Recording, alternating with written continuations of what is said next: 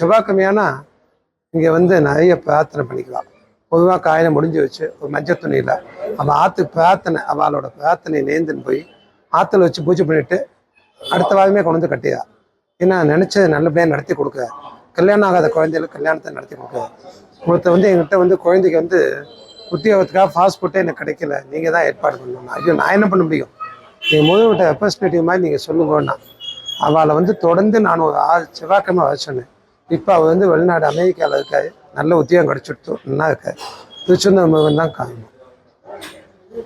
குழந்தை பாக்கியமே இல்லைன்னு சொல்லி சொன்னான். சுரேஷ் கன்னித்தாயின்னு வந்து அவளுக்கு கல்யாணம் ஆகி கிட்டத்தட்ட 15 வருஷம் ஆச்சு. அது ரொம்ப மனசு இதாகிட்டாரு சுரேஷ். என் ஒய்ஃப் வந்து ஆயிலி நட்சத்திரம், நான் ரோனி நட்சத்திரம், ஜோசியத்தில் சொல்லிட்டா குழந்தையே இருக்காதுன்னு. யார் சொன்னா? இந்த முருகன் வந்து நீ தொடர்ந்து நடந்துட்டு உனக்கு குழந்தை பாக்கியம் கிடைக்கும் பாருங்க. இப்போ வந்து 2 குழந்தை, அவள் பொன் குழந்தை. ஒன்று ஆதிலட்சுமி, ஒன்று இப்போ தான் பிறந்திருக்கு. 2 பொன் குழந்தை தான். அவையே சொல்ல, நாராயணசாமி நான் தெரியாமல் சொல்லிட்டேன், இந்த முருகன் அற்புதம் வாய்ந்த சக்தி வாய்ந்த முருகன்னு. இன்னமும் செவ்வாய்க்கிழமை அபிஷேகம் பண்ணின்னு தான் இருக்காது முருகனுக்கு. ஏன்னா இவ வந்து கருணை கடல். நம்ம என்ன நினைக்கிறோமோ அதை சொல்லவே வேண்டாம், அவையே நடத்தி கொடுத்துருவாங்க. எம்பெருமான் வந்து நம்ம மனசுல நினைச்சுன்னு வரவங்க தான் அவருக்கு தெரியும்.